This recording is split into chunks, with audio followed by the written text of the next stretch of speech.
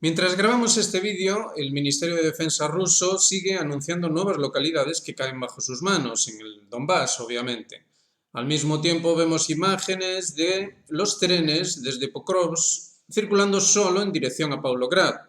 Además, los revisores viajan ya con chalecos antibalas. Las perspectivas no son nada halagüeñas. Está claro que los ucranianos, la OTAN, esperan que Pokrovsk caiga y seguramente todas las demás plazas, insistimos, hasta el Dnieper, al menos hasta el Dnieper. En ese ínterin, mientras ocurren tales cosas que además están ocurriendo demasiado rápido para el gusto de los planificadores de la OTAN, parece ser que se está planificando otra cosa. Hay informaciones que hablan de que supuestamente tanto Francia como Reino Unido se involucrarían un poquito más en el ataque a Rusia con misiles entre los cuales estarían pues, los Scalp, otros de fabricación británica, de fabricación lo mismo da. La cuestión es que supuestamente el alcance sería mayor, pondría en peligro, al menos a nivel propagandístico, a Moscú y a San Petersburgo. Imagínense una campaña propagandística análoga a la de la invasión de Kursk, pero que consiguiese un par de imágenes buenas sobre Moscú y San Petersburgo, bueno, sería un bombazo. Al menos durante unos días realmente todos se creerían que la OTAN vencería a Rusia. La idea es conseguir que esto provoque ese efecto tan esperado del que ya hemos hablado en este canal muchas veces, ese efecto sobre esa quinta columna, sexta columna en el interior de Rusia dentro del contexto de esa ofensiva de atentados y sabotaje. Entonces vamos directamente a los informes de Martyanov. Fíjense que aquí nos habla de que ya empiezan a aparecer las primeras investigaciones, las primeras confirmaciones oficiales de que lo que ocurrió en Kursk estaría vinculado a la incompetencia o quizá otra cosa, ya se verá en el futuro, de las autoridades locales de Kursk a la hora de ser negligentes en la construcción de las necesarias barreras defensivas que debían haberse construido para cuando los ucranianos y la OTAN accedieron a territorio ruso. Eso es lo que se comenta aquí y también se comentan otras cosas, fíjense.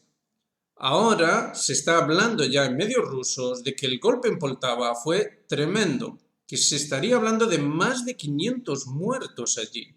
Un golpe tremendo y además, entre los muertos en ese tremendo ataque con misiles Iskander, estarían tropas de la OTAN, instructores, los famosos instructores de los países que ya habíamos señalado en una nota, que estarían a su vez involucrados en esos traslados de cadáveres y heridos a diferentes países, Alemania, Polonia, entre otros. ¿Qué ocurre aquí? Martyanov lo deja muy claro. Lo que tenemos ahora es un cambio nítido en la política rusa a la hora de enfocar al enemigo OTAN. Ahora mismo ya se está atacando directamente, y ahí Rusia está demostrando sus capacidades ISR, se está atacando sin avisar, sin dar tiempo a nada, puntos en los que ya hay destacamentos nutridos, insistimos, de tropas de la OTAN. Es decir, esto realmente está yendo a más, los rusos lo están llevando a más, no sin mucha paciencia y muchos avisos. Esto significa básicamente y elementalmente que la OTAN quiere más involucración. ¿Por qué razón? Bueno, eso es lo que vamos a ir viendo durante este vídeo. Antes que nada, vamos a hablar de un curioso artículo que ha aparecido en la web de Larry Johnson, en el cual se hace referencia a la paz, pero se habla de algo curioso, una confederación polaco-galiciana o polaco-galaica, si nos permiten. No nos estamos refiriendo a nuestra Galicia, la de aquí, sino a la Galicia ucraniana. En esa supuesta confederación entrarían un montón de factores que harían factible, de una manera misteriosa, una solución que contentase a todos. No sabemos cómo semejante cosa podría ser posible. El caso es que este autor habla también de cómo la división al estilo coreano, que es una de las cosas que se manejó, sería inviable, puesto que Rusia no podría aceptarla de ninguna manera. Entonces, ¿qué puede ser esto? ¿Qué puede ser esto? Sigamos viendo, fíjense. Aquí tenemos un recorte de un documento que alguien nos hizo llegar a través del foro de debates en nuestro canal de Telegram. Este documento habla del misterioso puerto de Trieste, en el noroeste de Italia. ¿Misterioso por qué? Bueno, aparte de su, digamos, historia de larga data, una plaza geoestratégica muy importante, hay alrededor de esto una serie de cuestiones que vamos a leer y vamos a ir viéndolas poco a poco. Fíjense, las altas finanzas internacionales, se dice aquí, los elementos profascistas de la curia de la Iglesia Católica, los principales fascistas de la era Hitler-Mussolini y los servicios de inteligencia anglo-estadounidenses, en particular los de la OTAN, se unen en una guerra contra el Estado-nación moderno guiados por la sinarquía, las antiguas familias aristocráticas de la nobleza negra, la soberana orden militar de los caballeros de Malta y los herederos de lo que el Papa Juan Pablo I llamó los antiguos de Venecia. Fíjense que en esta cita de Allen Douglas, ya lo ven ahí, tenemos todos los ingredientes de lo que se ha dado en llamar, bueno, pues estos ambientes de teoría de conspiración, de teorías locas, etcétera, etcétera. Bueno, hay algo real en torno a todo esto y que nos lleve a entender un poco qué es lo que se está cociendo en torno al conflicto ucraniano y su rápida deriva hacia una evolución, vamos a llamarle así, hacia algo más. Bueno, fíjense que aquí ya se hace referencia a algo curioso, una guerra contra el Estado-nación moderno.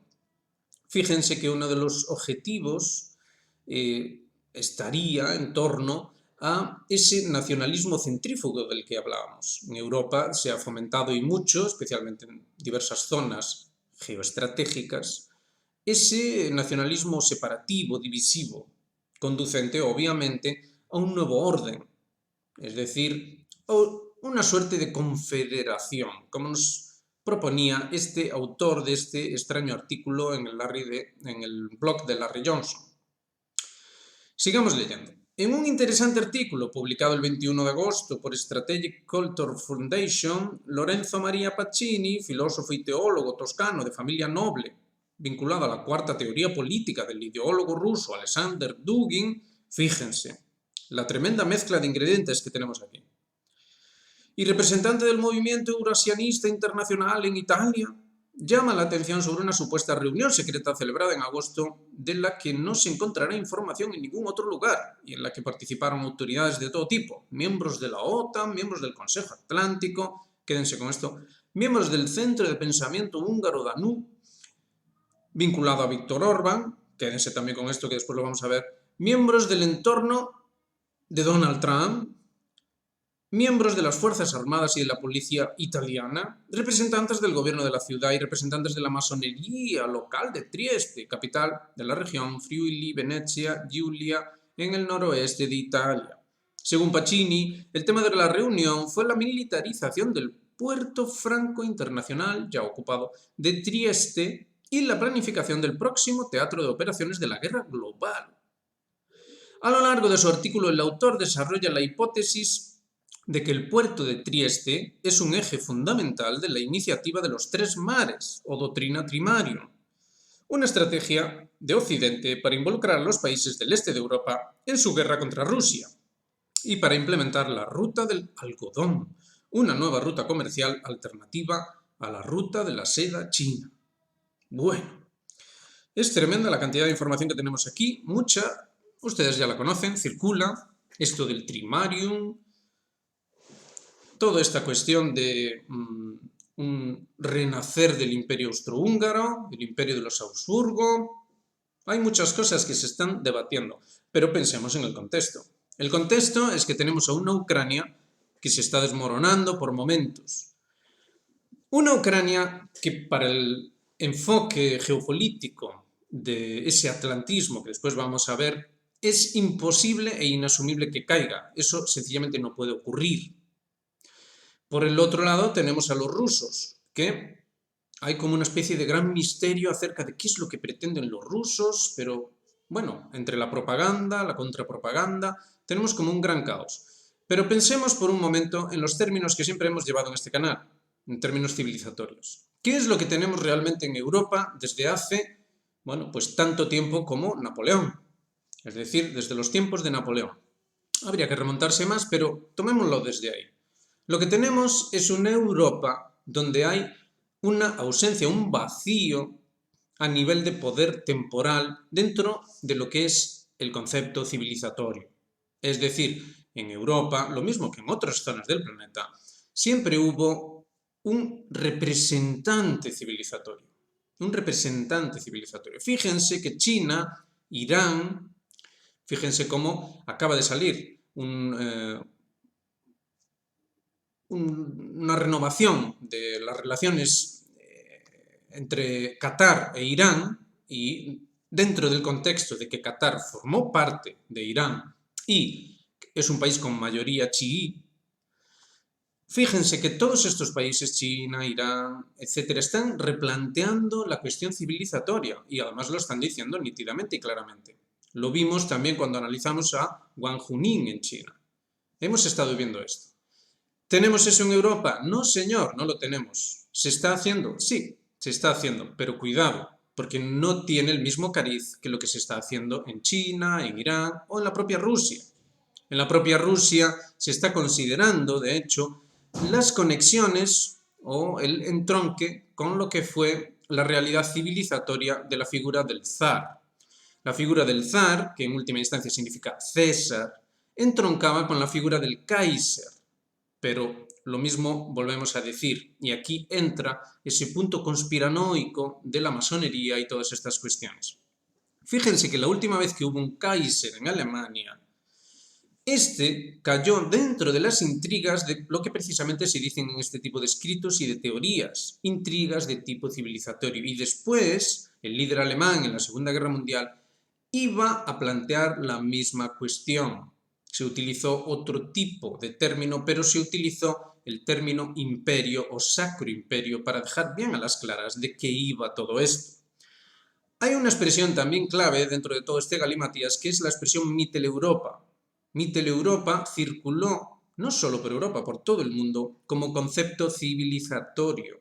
Es decir, el que dominase esa zona media europea iba a tener una prevalencia sobre todo el continente europeo, y dentro del enfoque, que lo vamos a ver después, de esa teoría general anglo-sionista de Mackinder, implicaría el dominio del mundo. El dominio del centro de Europa implicaría después, a través de una serie de procesos, el dominio de todo el planeta.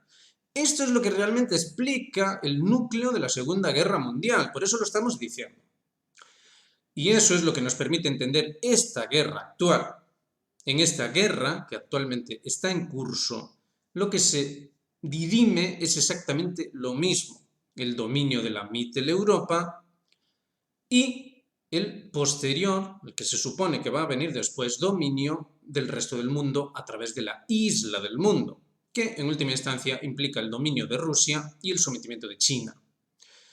Este es el gran plan general dentro de toda esta cuestión y es lo que es necesario entender. Con lo cual, fíjense, habíamos visto aquí esta extraña confederación polaco-gallega, gallega de Ucrania, no gallega de España, y teníamos todas estas consideraciones locas. Fíjense cómo se mencionan aquí a Víctor Orbán, a Donald Trump.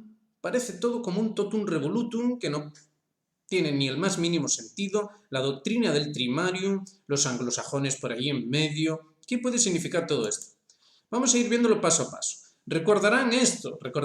Aquí en este canal hicimos mención explícita de ello. Esto fue muy significativo. Esta noticia, ya lo ven ahí, es de mayo del 2024 y daba cuenta del terror que se produjo en ciertos ambientes propagandísticos por la reunión de las derechas, de las extremas derechas, las ultraderechas. Se llamó Europa Viva 24 y reunía a todo tipo de personajes bastante diversos por lo demás, pero eso sí, lo que no se dice aquí, no se aireó demasiado, es que estaba organizado por un importante exponente del mundo de la política estadounidense y del sionismo. Así que quédense con las diferentes conexiones, fíjense. Ahí se están mencionando una serie de cosas, aquí tenemos la reunión en cuestión y de fondo el sionismo. Fíjense, en la otra noticia que nos acerca Larry Johnson hoy, También llama la atención cómo él hace referencia a este autor, Antonio Gracefo, acerca de la valoración que él hace de lo que cabe esperar dentro de las tensiones entre Estados Unidos y China. Lo lleva todo por el camino de las grandes organizaciones, de los intereses económicos, y acaba concluyendo que Estados Unidos puede fácilmente incluso sobreponerse sobre el desafío chino, debido, pues lo dicho, a cómo está todo planteado a nivel de diferentes organizaciones, cuáles serían realmente los intereses chinos en última instancia y cómo todo acabaría convergiendo en un mismo punto. Y esto nos lleva de nuevo al artículo en cuestión, ese artículo extraño en el que se nos hablaba del intermarium y que continúa así. Al abordar el papel estratégico de Trieste en la doctrina del trimarium, Pacini se remite al año 1942, cuando el geógrafo Nicholas John Spakman publicó America's Strategy in World Politics, una obra clave para la geopolítica marítima estadounidense en la que se introdujo el concepto de Rimland. Esto lo hemos estado viendo aquí en este canal con respecto a Mackinder y la isla del mundo. El Rimland es ese, digamos, anillo que cierra o contiene el núcleo de la isla del mundo, el que de verdad es importante dominar.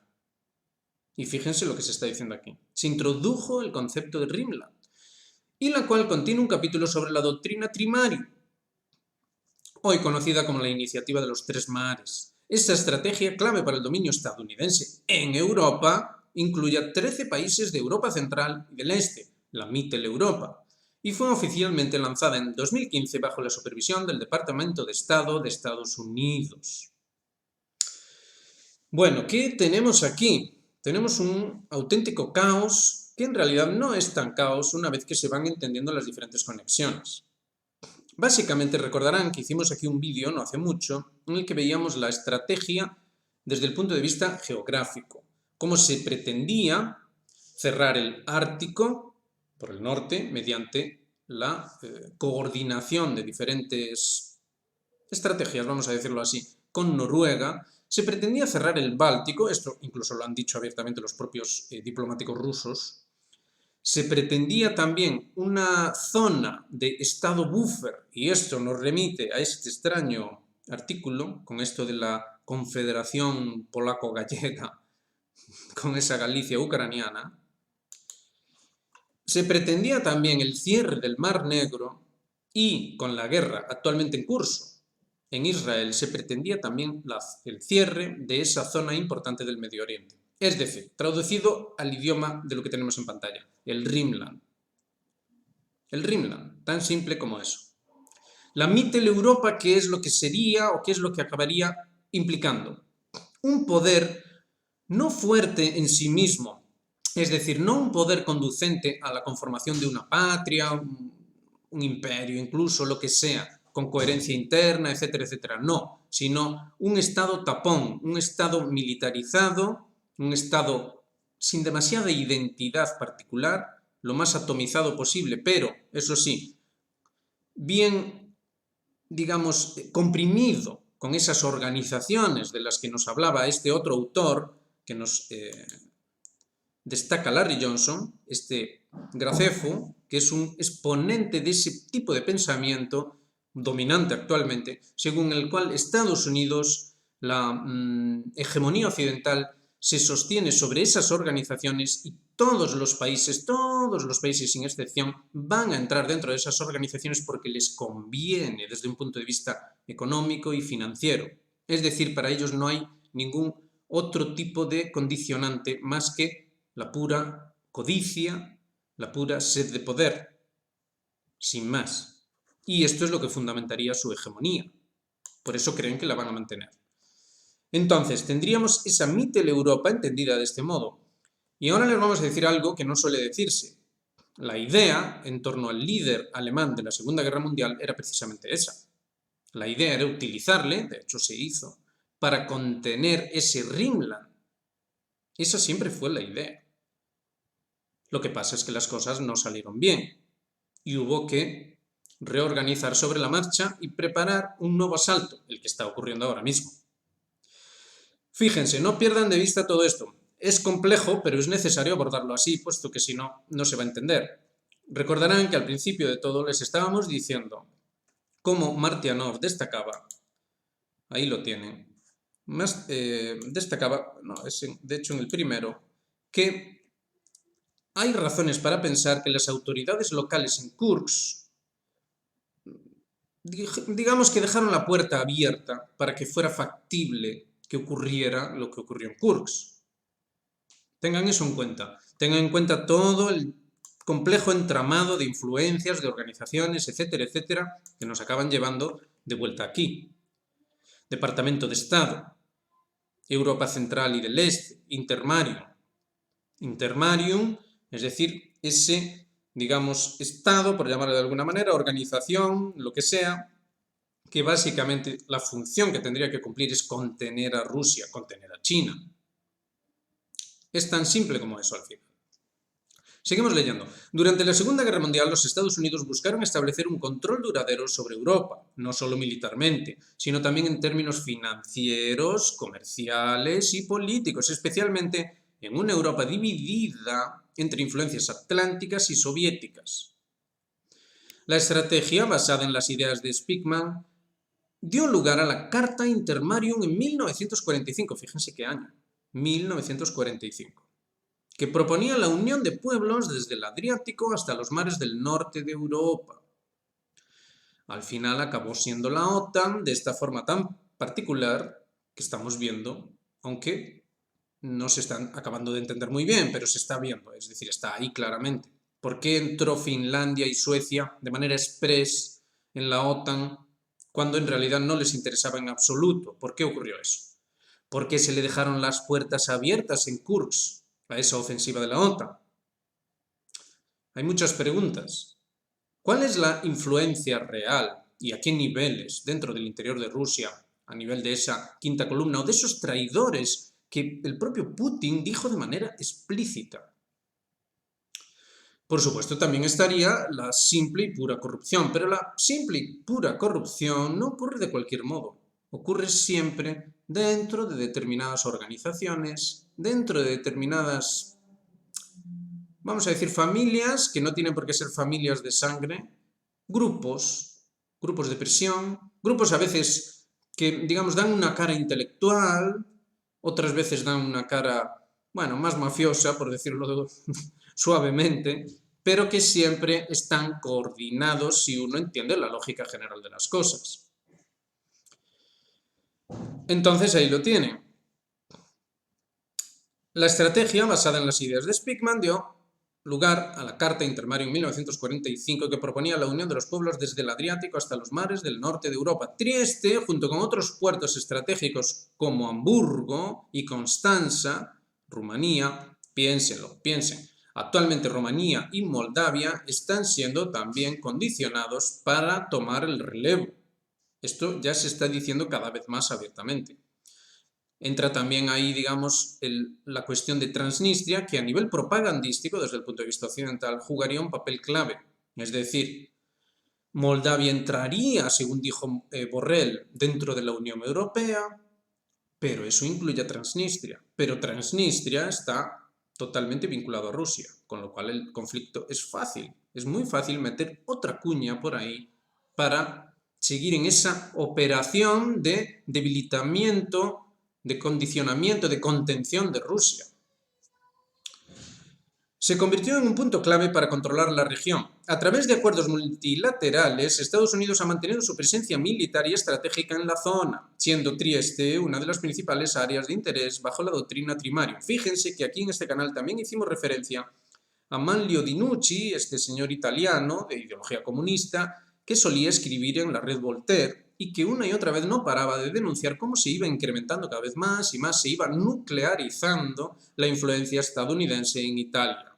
Cada vez era mayor y mayor. Lleva denunciándolo todos estos últimos años, en fin, 5, 10 años, lleva insistiendo e insistiendo sobre esa creciente también aportación del Estado italiano a ese esfuerzo en lo que básicamente es una ocupación estadounidense, pagada por los italianos, eso sí, y dentro de todo este contexto que estamos viendo aquí. Esta estrategia sigue siendo central en el control de los Balcanes. Esto también explica el porqué de la guerra de Yugoslavia y el porqué de que nunca termine este baile constante de subdivisión cada vez más de esa zona tan clave dentro de esta estrategia concreta. Se sigue con la cuestión de Kosovo. Fíjense que hoy mismo, precisamente, Irán reconocía la integridad territorial de Serbia, pero pedía que se respetaran los derechos de los musulmanes. Thierry Meyssan hace tiempo había apuntado muy bien cómo Irán en su día había sido parte de la agresión de la OTAN dentro del intento, dentro de lo que era Bosnia, por, digamos, contrarrestar el poder, vamos a llamarle cristiano, pero en realidad tampoco es que fueran por ahí los tiros, digamos, consolidar su influencia o su núcleo de influencia sobre un punto estratégico dentro de la propia Europa. Fíjense lo complejo que llega a ser esto. Actualmente se está hablando también de la independencia de la República de Srpska, lo cual dividiría a Bosnia y Herzegovina en dos estados. Ya lo ven, esta estrategia sigue siendo central en el control de los Balcanes y la expansión hacia el este para contrarrestar a Rusia, siempre esa es la cuestión. Y continuamos el repaso de hoy con una noticia de hoy mismo en la red Voltaire. Fíjense, Keir Starmer, el actual premier británico, agente de la Comisión Trilateral. Si leen el artículo verán cómo ahí se habla de tres personajes clave dentro de todo este galimatías, como son el señor Rockefeller, el señor Brzezinski, entre otros, o el propio Kissinger.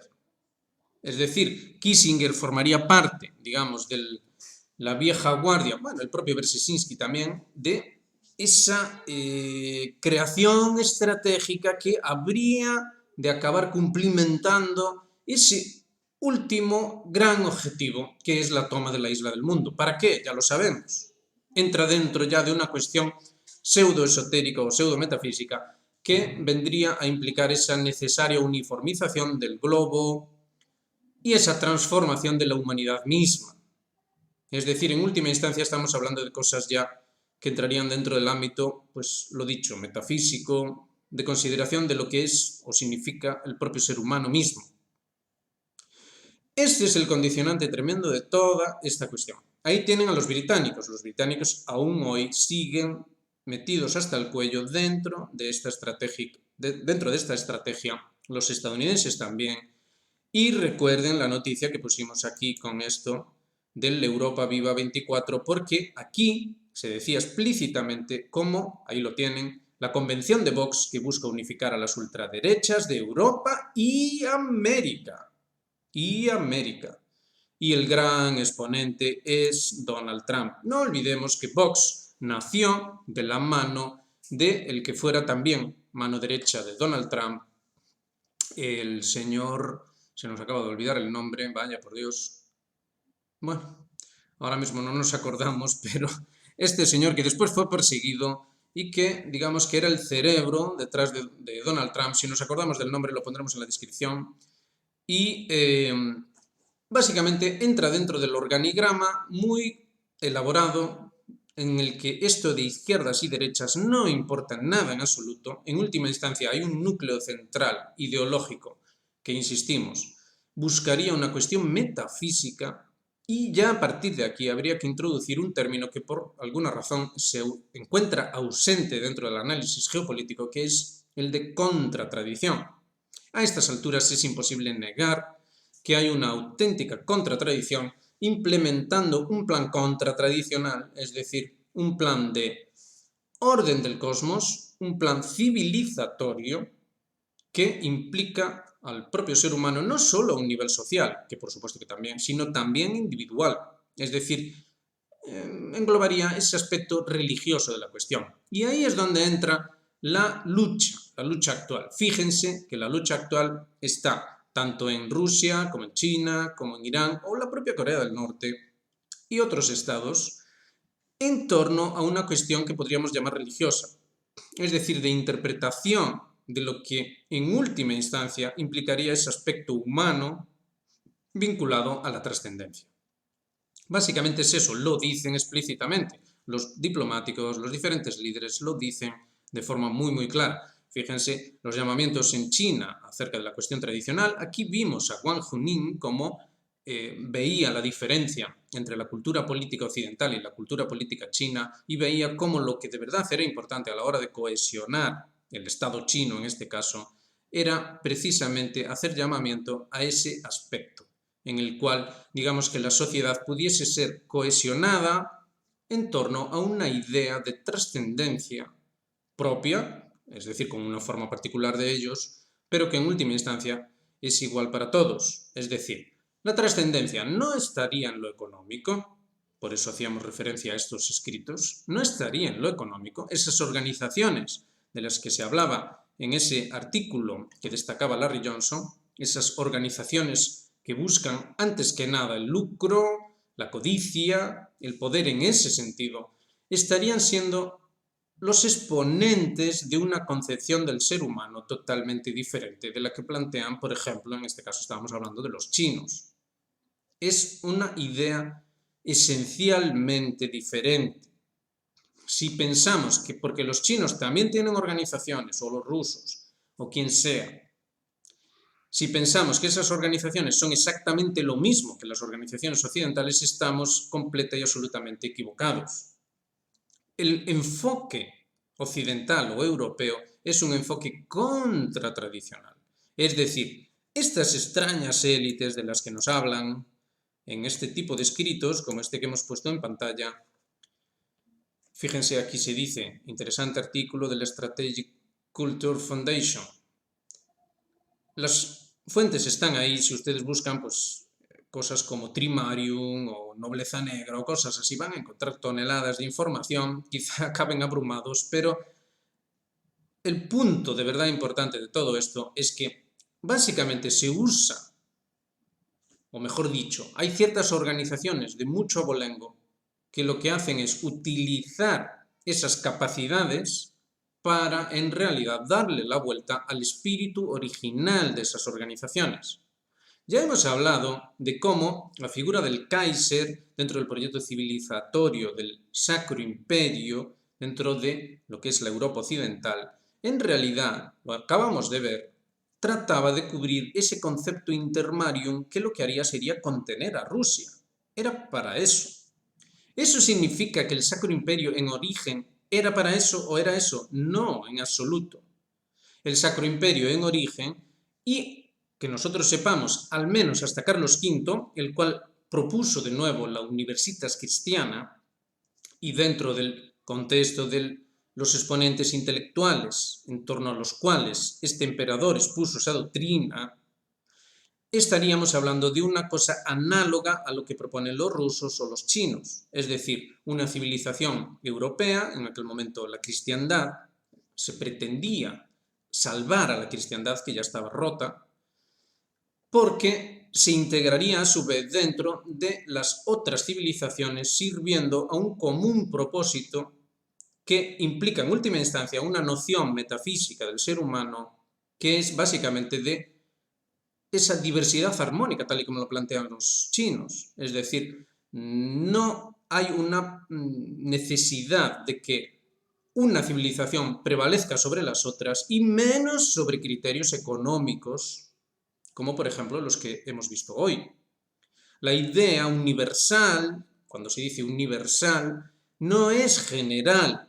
La idea universal es que el núcleo de la civilización, en este caso cristiana, dentro de eso que se proponía dentro del Sacro Imperio, el núcleo sería esencialmente el mismo que el de la civilización china o la hindú o las civilizaciones americanas. El núcleo era exactamente el mismo. El núcleo, no la forma, no el exterior.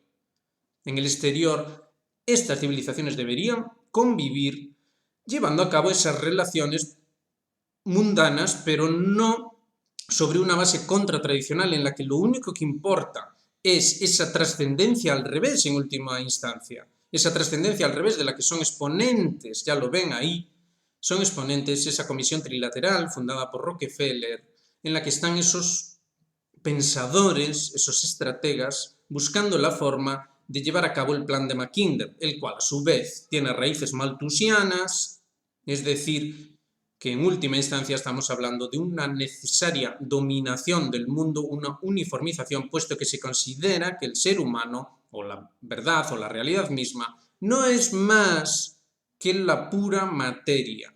Entonces, en ese sentido, tal y como lo había expuesto Malthus, digamos que en el banquete del mundo no hay comida, no hay dinero, no hay lo que ustedes prefieran suficiente para todos. Entonces hay que reorganizarlo, hay que racionalizar los recursos, hay que racionalizar los recursos. Y la élite central sería esa élite anglo-sionista que ha visto la luz puesto que ha interpretado las tradiciones al revés, ha visto la luz, es el pueblo elegido, y entonces solo ellos tienen derecho a organizar el mundo y con sus criterios. Esto es lo que hay que entender. Si no entendemos esto, estamos condenados a no entender nada en lo que es la actual guerra entre la OTAN y Rusia. Esta guerra es la continuación, ya lo vimos en los vídeos anteriores, de la otra guerra en este sentido que acabamos de exponer hoy. Tenemos básicamente una guerra que hace llamada al fundamento mismo del concepto de civilización, y por eso hacíamos hace unas semanas referencia a Wang Hunin y cómo los chinos, las reflexiones de Wang Hunin demuestran que los chinos han entendido esto y no están dispuestos a seguir la vía occidental por la simple razón de que implicaría su eliminación como civilización, como pueblo, como núcleo homogéneo social. Es así de simple. Es decir, obviamente ellos no quieren suicidarse. Y por eso esas extrañas declaraciones de los rusos cuando decía, no recordamos si era precisamente Vladimir Putin, el que decía que si no existe Rusia, ¿para qué queremos el mundo? O algo así. Es decir, obviamente Putin está al tanto de estas cosas. Putin, quien sea que esté detrás de él, obviamente han entendido esto que estamos diciendo en este vídeo. Esto es lo que es necesario comprender para también entender que la OTAN no se va a dar por vencida y no va a ceder Ucrania. No sabemos qué es lo que van a hacer, no sabemos cómo va a terminar exactamente este lío. Quizá termine en una guerra de mucho mayor calado, quizá termine sencillamente con el colapso de esta locura occidental y sus falsas percepciones de lo que es el mismo ser humano, porque es así de profunda la cuestión. Pero en fin, acabamos de recordar el nombre del este importante fundador del movimiento en torno a Donald Trump, es Steve Bannon, el cual financió y viajó en persona, de hecho, a España, y financió, los propios de Vox lo reconocieron, financió a Vox. Y ahí tenían esa, a ver si lo encontramos de nuevo, esa importante reunión que ahora todos han olvidado, bueno, ahora no lo han... Ahí está, esa importante reunión Europa Viva 24, en la que ya ven, lo que se buscaba era unificar las ultraderechas de Europa y América. Y por ultraderechas, ya lo saben, ya saben lo que quieren decir. Ya se sabe lo que se quiere decir aquí. Es ese juego Madrid-Barcelona, no, a mí el equipo que más me gusta es el Madrid, no, a mí el equipo que más me gusta es el Barcelona. Muy bien, dicen ellos, jueguen ustedes al fútbol, mientras nosotros nos ocupamos de todo. Esa es la historia, nos ocupamos del negocio, por así decir. Ahora bien, rusos, chinos, iraníes, etcétera, no están dispuestos a seguir el juego. No están dispuestos ni a jugar al fútbol, ni a aceptar que estas pseudoélites se ocupen del negocio, tal y como ellos lo entienden. ¿Hasta dónde llegará esta pugna? No lo sabemos, pero lo que sí sabemos, y lo estamos viendo en este canal, con paciencia, poco a poco, es que la cosa es profunda, tiene raíces profundas. Vamos a seguir viéndolo en lo sucesivo y va a ir comprobándose cómo efectivamente estos son las auténticas herramientas analíticas para poder de verdad entender en última instancia qué demonios es esto que está pasando en el mundo ahora. Bueno, lo dicho, ya saben. Si les gusta el trabajo que hacemos, hagan me gusta, suscríbanse, activen notificaciones y háganse miembros de Geopolítica Actual. Cuanto más nos apoyen en ese sentido, más tiempo vamos a poder dedicar a esto, y buena falta hace dedicarle tiempo, y vamos a poder, digamos, llevar a cabo esta función que por desgracia en Occidente no se está haciendo, no se está llevando a cabo, en la que sencillamente a nivel intelectual se explican las cosas como es debido y se llega a una conclusión inequívoca, y es que la modernidad, el proyecto moderno, el proyecto de estas élites, ha fracasado. Ha fracasado porque su noción del ser humano, su noción de lo que es la trascendencia, ese materialismo que trasciende al revés, de forma extraña y siniestra, es un completo disparate.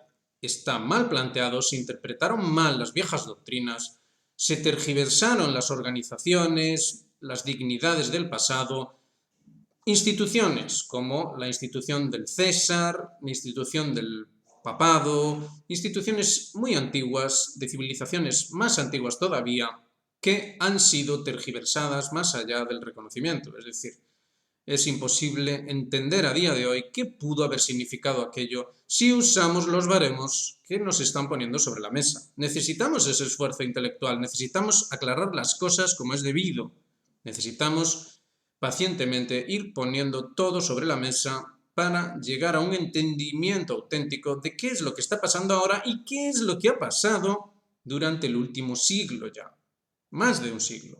Fíjense que la Primera Guerra Mundial, que ya giraba en torno a todo esto, ya ha ocurrido hace más de un siglo y aún estamos todavía en las mismas. De hecho, estos líderes estrambóticos están llegando a la culminación, al momento de su etapa final en la que están casi tocando con las manos esa gloria de esa uniformización global y esa trascendencia grotesca al revés mediante una interpretación todavía más grotesca del papel que debe jugar la inteligencia artificial, las tecnologías, en la transformación del ser humano. Y además lo están diciendo con toda claridad, puesto que dentro de todos estos organigramas y organizaciones cabe colocar, y además en un lugar de honor, por así decir, a estos teóricos que precisamente teorizan sobre esto, que si Harari, que si Kurzweil o tantos otros.